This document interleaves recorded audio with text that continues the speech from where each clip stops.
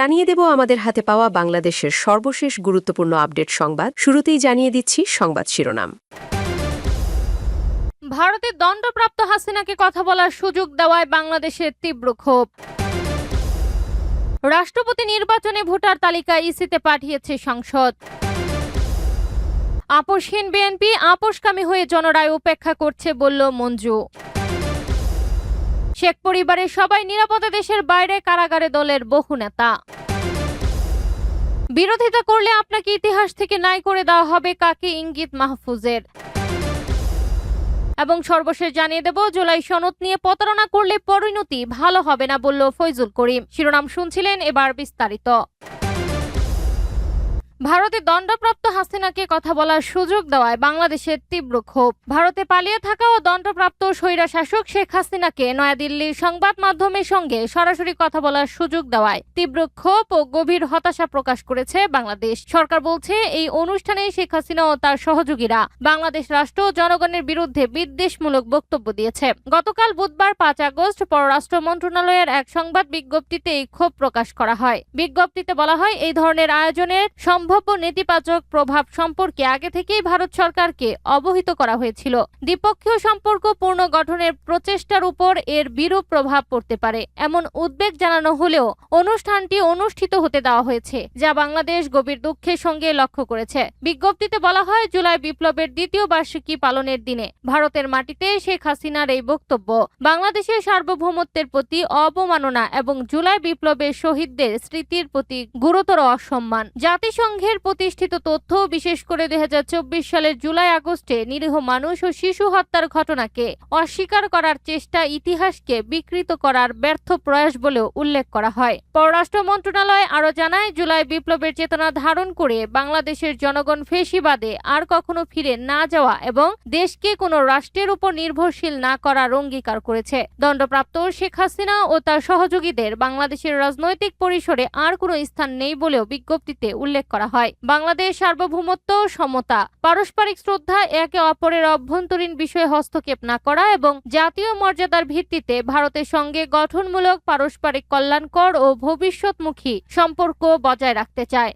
রাষ্ট্রপতি নির্বাচনে ভোটার তালিকা ইসিতে পাঠিয়েছে সংসদ। ২৩তম রাষ্ট্রপতি নির্বাচনের লক্ষ্যে জাতীয় সংসদ সচিবালয় থেকে নির্বাচন কমিশনে ইসি ভোটার তালিকা পাঠানো হয়েছে। বৃহস্পতিবার ৬ আগস্ট এই তালিকা পাঠানো হয়। নিয়ম অনুযায়ী রাষ্ট্রপতি পদত্যাগের পরবর্তী ৯০ দিনের মধ্যে নতুন রাষ্ট্রপতি নির্বাচনের আয়োজন করতে হয় ইসিকে।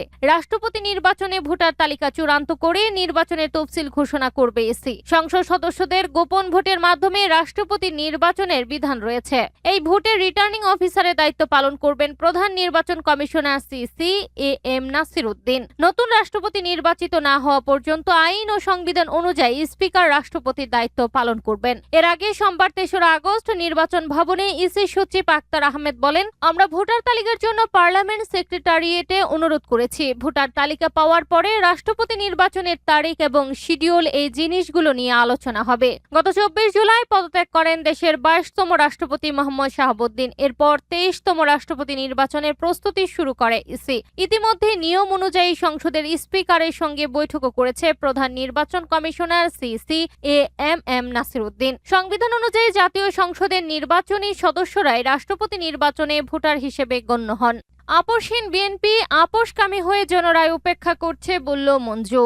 আমার বাংলাদেশ এবি পার্টির চেয়ারম্যান মুজিবুর রহমান মঞ্জু বলেছেন, আমরা আপোষহীন নেত্রী বেগম খালেদা জিয়াকে চিনতাম, আপোষহীন বিএনপিকে চিনতাম, কিন্তু আজকের এই আপোষকামী বিএনপিকে চিনতাম না। এককালে আপোষহীন বিএনপি এখন আপোষকামী হয়ে জনরায় উপেক্ষা করছে। মঞ্জু বলেন, গত ১৭ বছরে ছাত্রদল ও যুবদলের এই প্রতাপশালী রূপ আমরা দেখিনি। গতকালের হেলমেট বাহিনীর গত ১৭ বছর আপোষ করে গুপ্ত অবস্থায় ছিল, অন্যদের গুপ্ত ট্যাগ দেন।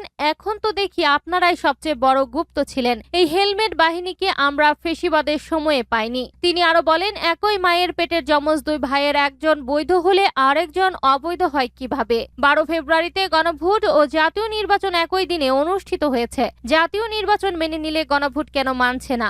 রাজনৈতিক দলের নেতৃত্বে হরতাল, অবরোধ ও ঘেরাও কর্মসূচির সঙ্গে দেশবাসী দীর্ঘদিন পরিচিত ছিল। তবে রাজনৈতিক দলের আনুষ্ঠানিক আনুষ্ঠানিক নেতৃত্বের বাইরে থেকেও যে এমন কর্মসূচি সংগঠিত হতে পারে জুলাই গণ অভ্যুত্থান সেটি প্রমাণ করেছে।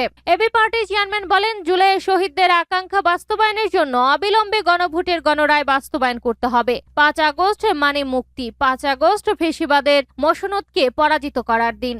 শেখ পরিবারের সবাই নিরাপদে দেশের বাইরে, কারাগারে দলের বহু নেতা। শেখ হাসিনার সরকার পতনের পর তার সঙ্গে ঢাকা দক্ষিণ সিটি কর্পোরেশনের সাবেক মেয়র শেখ ফজলে নূর তাপসের একটি কল রেকর্ড সামাজিক যোগাযোগ মাধ্যমে ছড়িয়ে পড়ে। ফোনটি করেছিলেন তাপস, অপর প্রান্তে ছিলেন শেখ হাসিনা। তাপস শেখ হাসিনাকে সালাম দিয়ে বলেন, আমি একটু সিঙ্গাপুর যেতে চাচ্ছিলাম, আমি কি যেতে পারি? জবাবে শেখ হাসিনা বলেন, হ্যাঁ যাও, যাবা না কেন? এরপর তাদের মধ্যে আরো কিছু কথা হয়। ওই কল তাপস করেছিলেন 2024 সালের 3রা আগস্ট সকাল 8:16। কথোপকথন থেকে জানা যায় তাপস সিঙ্গাপুর যাওয়ার জন্য বিমানবন্দরে গিয়েছিলেন, তবে ইমিগ্রেশন কর্তৃপক্ষ তাকে থামিয়ে দেয়। এ সময় তিনি শেখ হাসিনার সঙ্গে যোগাযোগ করে সহায়তা চান। তাপস তড়িঘড়ি করে বিদেশে যাওয়ার ঠিক আগের দিন পর্যন্ত ছাত্র জনতার আন্দোলনে কয়েকশো মানুষ নিশ্চিত হত্যার শিকার হন। আন্দোলনে উত্তাল ঢাকা সহ সারা দেশ।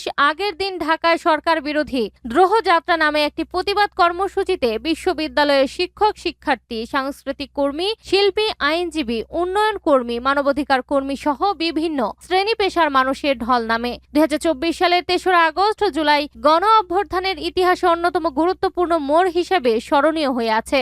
ওই দিন বিকেলে রাজধানীর কেন্দ্রীয় শহীদ মিনারে লাখো মানুষের উপস্থিতিতে আয়োজিত সমাবেশে বৈষম্য বিরোধী ছাত্র আন্দোলনের অন্যতম সমন্বয়ক নাহিদ ইসলাম সরকার পতনের 1 দফা দাবি ঘোষণা করেন। এর মধ্যে দিয়ে কোটা সংস্কার আন্দোলন চূড়ান্তভাবে সরকার বিরোধী গণ আন্দোলনের রূপ নেয়। একই দিন সকালে সেনা সদরে এক দরবারে সেনাবাহিনীর পক্ষ থেকে সাধারণ মানুষের উপর শক্তি প্রয়োগের বিরুদ্ধে মত উঠে আসে। সব মিলিয়ে সরকারের নড়বড়ে অবস্থা দেখে অনেকটা নিবৃত্তে দেশ ছাড়েন শেখ হাসিনার ফুফাতো ভাইয়ের ছেলে তাপস। শেখ হাসিনার পতনের আগে ও পরে তার ঘনিষ্ঠ আত্মীয় স্বজনদের প্রায় সবাই দেশ ছেড়ে পালান। শেখ পরিবারের গুরুত্বপূর্ণ সদস্যদের সবাই গ্রেপ্তার এড়াতে সক্ষম হন। অথচ শেখ হাসিনার টানা 15.5 বছরের শাসনামলে এই পরিবারের সদস্যরা ছিলেন ক্ষমতার প্রয়োগের শীর্ষে। এই পরিবার বা শেখ হাসিনার আত্মীয় স্বজনদের প্রায় 2 ডজন ব্যক্তি মন্ত্রী পদমর্যাদা, সংসদ সদস্য কিংবা গুরুত্বপূর্ণ দলীয় দায়িত্বে থেকে সরকারের সুবিধাভোগী ছিলেন। বিরোধিতা করলে আপনাকে ইতিহাস থেকে নাই করে দেওয়া হবে কাকে ইঙ্গিত মাহফুজের। একটি দলে যোগ না দিলে আপনি প্রতিষ্ঠাতাদের কিংবা নীতি নির্ধারকদের একজন হলেও এই দলের লোকজন আপনার নামই নেবে না বলে মন্তব্য করেছেন সাবেক অন্তর্বর্তী সরকারের উপদেষ্টা মাহফুজ আলম। তিনি বলেছেন, একটি দল যোগ না দিলে এই দলের লোকজন আপনার নামই নেবে না। যদিও দলটি গড়ে তোলায় আপনি প্রতিষ্ঠাতাদের কিংবা নীতি নির্ধারকদের একজন ছিলেন, দলের তৈরি কোনো ইভেন্টের ইতিহাসও আপনার নাম নেওয়া হবে না, নিলেও দায় এড়ানোর জন্য নেওয়া হবে। বুধবার 5 আগস্ট বিকালে নিজের ভেরিফাইড ফেসবুক আইডিতে দেওয়া এক পোস্টে তিনি এই মন্তব্য করেন। মাহফুজ আলম লিখেছেন, মুক্তির দিনে এইসব বেমানান, তবু জানিয়ে যায় ইতিহাস এক মাছের পুকুর কিংবা বাজার। তিনি বলেন, ইতিহাসের মৎস্য ন্যায় তো বাস্তব, বড় মাছ মেজ বা ছোট মাছকে গিলে খায়, মেজ বা ছোট মাছ আবার বড় হয়ে অন্যদের গিলে খাবে। গত 2 বছরে কি হয়নি এসব? আবারও হবে, সময় এলে সেখানে অন্যরা থাকবে না। ফেসবুক পোস্টে মাহফুজ আলম আরো বলেন, আপনি একটি আদর্শিক গ্রুপের বিরোধিতা করলে আপনাকে ইতিহাস থেকে নাই করে দেওয়া হবে, যেন আপনি ছিলেনই না, থাকলেও গাদ্দার হিসেবে ছিলেন। অন্যদিকে কোনোভাবে ওই আদর্শিক গ্রুপের সঙ্গে তাল মিলিয়ে চললে প্রধান 2-4 পুত চরিত্রের একজন হয়ে ওঠা কোনো বিষয় ছিল না। পোস্টের শেষ অংশে মাহফুজ আলম লিখেন, যার হাতে ক্ষমতা সেই ইতিহাস লিখবে, এটা নিয়ে অভিযোগ করবে দলের বা আদর্শিক গোত্রের লোক। কারণ দলের বা আদর্শিক গোত্রের ক্ষমতা রোহণের জন্য ইতিহাসের উপর কর্তৃত্ব দরকার। ক্ষমতা রোহণ করে তারা কার বা কাদের ইতিহাস লিখবে, কাদের বাদ দেবেন সেটা বলাই বাহুল্য।